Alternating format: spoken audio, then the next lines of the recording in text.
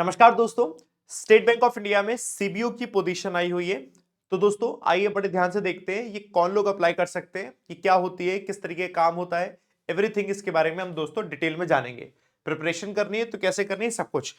तो आप में से जिन भी बच्चों ने इसका नोटिफिकेशन देख लिया है वो जानते होंगे, और उनको जिन्होंने नहीं देखा है उनको मैं यहां बताऊंगा।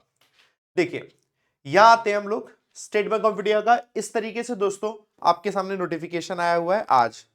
ठीक है, हम यहां पर आएंगे, सारी एक एक जो इंपॉर्टेंट चीजें वहां से स्टार्ट करेंगे। देखो जी, ये हमारे सामने है। ठीक है, तो ये हमारे सामने है। सीबीओ ये होता है सर्कल बेस्ड ऑफिसर्स, इनको सीबीओ कहा जाता है। और इसकी जो स्टार्ट हो जाएगी डेट वो ये है 29th। आज 28th है, कल 29th है। कल से फॉर्म भरना शुरू हो जाएंगे। 18 फैब तक इसका दोस्तों आपके पास टाइम है। अब इसका जो एग्जाम होगा, एक ही एग्जाम होता है, वो मार्च में है टेंटेटिव। अब डेट क्या है एग्जैक्टली ये नहीं है, बस मार्च में है। तो आप ये मान के चलो एक महीना है आपके पास, एक से ज्यादा महीना नहीं मान के चल सकते। एक महीना, इसी एक महीने के अंदर ही सारी चीजें करनी होगी। अब जब मैं आपको इसके बारे में बता रहा हूं, एक महीना है, साथ के साथ मैं ये भी बता दूं, अभी कुछ दिन पहले मैंने एक वीडियो किया था। रमेश यादव एक कैंडिडेट जिसका सीबीओ में सिलेक्शन हुआ था, जिस स्टूडेंट का, अपने एक स्टूडेंट का सिलेक्शन हुआ सीबीओ में।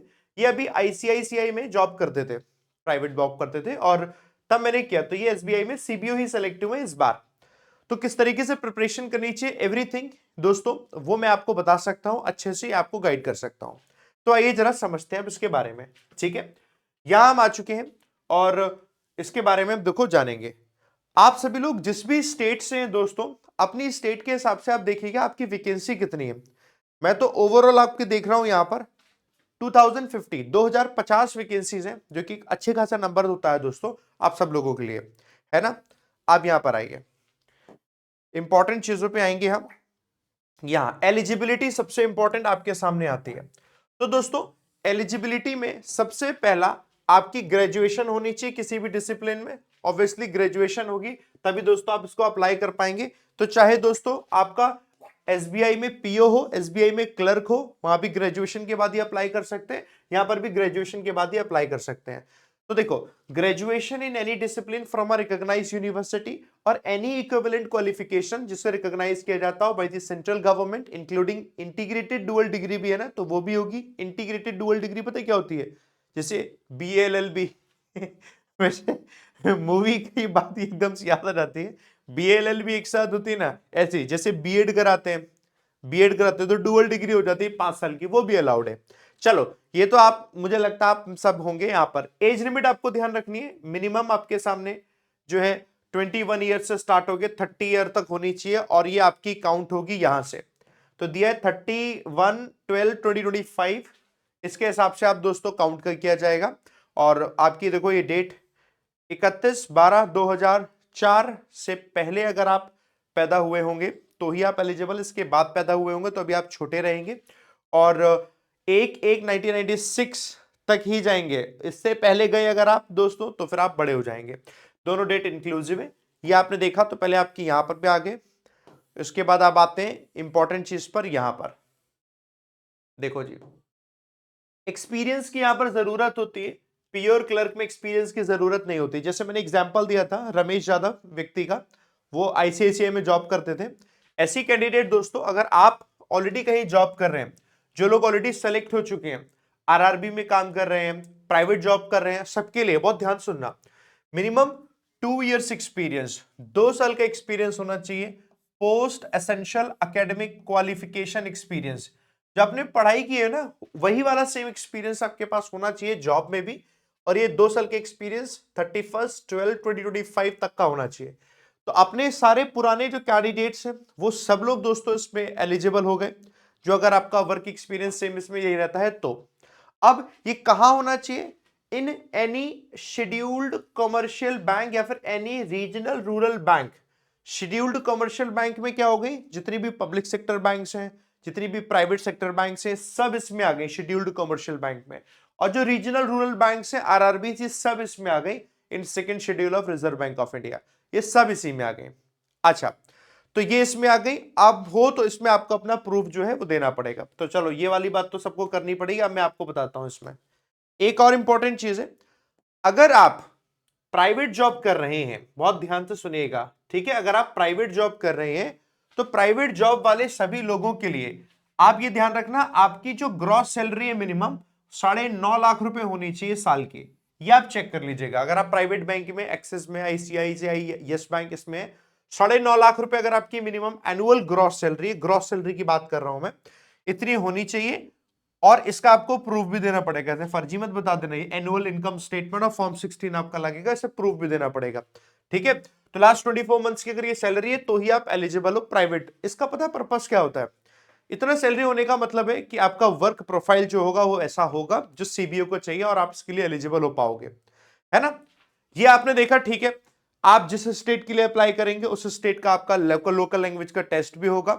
Candidates applying for vacancies of a particular circle should be proficient होने चाहिए रीडिंग में, राइटिंग में, अंडरस्टैंडिंग में, in any of the specified opted local language of that circle की, जो कि यहां पर मेंशन है। चलो ठीक है, ये तो आप लोगों ने देख लिया। ठीक है, ये वाली बात हमारी यहां पर हुई। और देखो आते हैं तो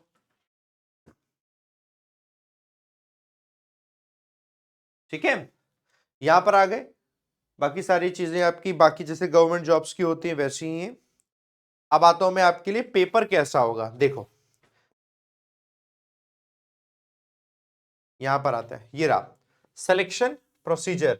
ठीक है, इस सिलेक्शन प्रोसीजर में आपके लिए ऑनलाइन टेस्ट होगा, एक ही टेस्ट होगा, ऑनलाइन टेस्ट। ठीक है, और उस एक टेस्ट में ही ऑब्जेक्टिव और डिस्क्रिप्टिव दोनों पेपर होंगे। ऑब्जेक्टिव डिस्क्रिप्टिव दोनों होंगे। लिखा है online test will consist of objective test for 120 marks and descriptive test for 50 marks.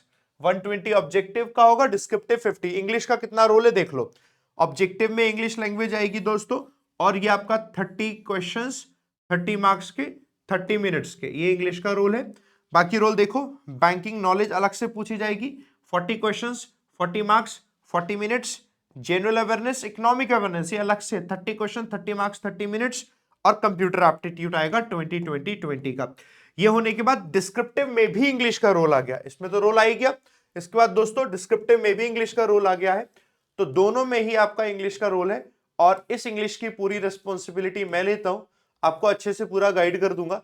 और जैसे कि आपने अभी देखा कि कैसे कैंडिडेट पहले भी सिलेक्ट हुए, आप भी सिलेक्ट हो जाएंगे, तो आपके लिए इंपॉर्टेंट है। अब डिस्क्रिप्टिव में इसमें लेटर और ऐसे लिखने को आता है, जो 50 मार्क्स का आपका होगा, आधे घंटे का पेपर होता है ना। ये थी इंपॉर्टेंट चीजें। जैसे आप ये हो जाओगे उसके बाद आपका इंटरव्यू होगा, और इंटरव्यू जो होगा 50 मार्क्स का होगा, और उसके बाद फाइनल सिलेक्शन आपका होगा। समझ गए? ये है दोस्तों कंप्लीट। उम्मीद है आप सबको समझ में आया होगा। अब पढ़ना कैसे, तो देखो यार, मैथ्स इसमें है नहीं, रीजनिंग इसमें है नहीं, जो है उसमें एक इंग्लिश है। और देखो जैसे इन्होंने सिलेक्शन लिया वैसे मैं आपको बताता हूं। इंग्लिश के लिए अगर आपकी पढ़ाई ना पिछले 2 सालों से छूट चुकी है तो आपको डेफिनेटली पढ़ने की जरूरत है। एक बार थोड़ा सा रिवीजन होना बहुत जरूरी है। नहीं, अगर छूट चुकी है अभी भी कंटिन्यूअसली आप लगे हुए हो तो आप आराम से कर लोगे, आपको किसी की जरूरत नहीं पड़ेगी, है ना।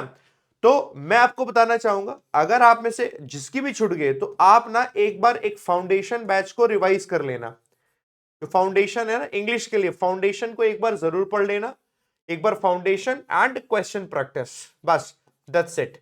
फाउंडेशन और क्वेश्चन प्रैक्टिस, ये आपके पास जब टाइम मिले तब आप करिएगा, जैसे भी टाइम मिले वैसे आप करिएगा। और इस फाउंडेशन के लिए दोस्तों अगर आप अभी के लिए बताऊं तो अभी के लिए करंट में बताता हूं, मेरा जो एक बैच है उस बैच का नाम है इंग्लिश 365। ये एक फाउंडेशन बैच ही है, आप इस फाउंडेशन बैच को कवर कर लेना, बहुत सही है। और इसका प्राइस पता है कितना है? 499, 500 रुपया प्राइस। तो ऐसा क्या ही है, खैर क्या ही बताओ। तो इंग्लिश 365 आप इसको ज्वाइन कर लो 500 रुपए में। आपके पास जब टाइम मिले तब आप इसे कर लेना। सारा फाइल, सारी पीडीएफ डे 1 पे ही आप अपने पास रख लेना, डे 1 से मैं दे देता हूं। तो आप क्या करो, इसको फिर अपने हिसाब से पढ़ो, क्वेश्चंस भी मैं दे दूंगा।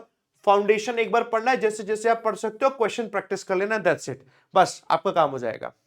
ठीक है, अब मैं दिखा देता हूं अगर आपको ये बैच परचेस करना है ना तो कैसे करना है। वैसे डिस्क्रिप्शन में भी इसका लिंक लगा हुआ है बैच का, और आप अनअकैडमी पे जाकर भी इसको परचेस कर सकते हो। तो मैं दिखा देता हूं। ठीक है। उसके लिए क्या करना, आप ये रहा इंग्लिश 365 फाउंडेशन बैच है, अनअकैडमी ऐप डाउनलोड कर लीजिएगा आप, ठीक है। और ऐप डाउनलोड करके बैंक एग्जाम सेलेक्ट कीजिएगा अपना गोल, और यहां पर आएंगे आपको लिखिएगा स्टोर दिख जाएगा, ऐप पर स्टोर, स्टोर पे आएंगे और आपको स्टोर पे एक बैच दिख जाएगा इंग्लिश 365, मेरी शक्ल लिख जाएगी आपको, इस पे टैप करके आप परचेस करके आएंगे। रेट ज्यादा दिख रहा होगा, आप इसमें कोड लगाना, और आप कोड लगाओगे अनअकैडमी, अनअकैडमी लिखना, रेफरल कोड में अनअकैडमी, आपका डिस्काउंट मिल जाएगा 499 हो जाएगा, इसे आप परचेस कर लेना। ये दोस्तों आप अपने अकॉर्डिंग टाइम निकालकर इसको आप पढ़िए, ठीक है। कोई प्रॉब्लम आएगी दोस्तों मुझे बताइएगा, मैं लाइव भी क्लास में मिलता हूं, आपके लिए एक डेडिकेटेड व्हाट्सएप ग्रुप भी बना दिया जाएगा, जितने भी कैंडिडेट्स होंगे वहां पर तो उनका एक अलग से ग्रुप बना दिया जाएगा, ताकि आपकी जो प्रॉब्लम्स और क्वेरी है वहां पर सॉल्व होती रहे, जो डाउट्स आएंगे वो सॉल्व होते रहे, बढ़िया रहेगा। अच्छा, इसका फायदा उठाइए, ठीक है। Thank you very much. मैं तो यही विश करता हूं आप सबका सिलेक्शन हो, और सिलेक्शन होने के बाद इस तरीके की जब अपॉर्चुनिटी आती है तो इसमें आप अपने आप को और ग्रो कर पाए। इंग्लिश का रोल हमेशा से रहा है बैंक में, आगे भी हमेशा रहेगा, तो मैं हमेशा आपके लिए सपोर्ट में खड़ा हुआ हूं इंग्लिश को लेकर।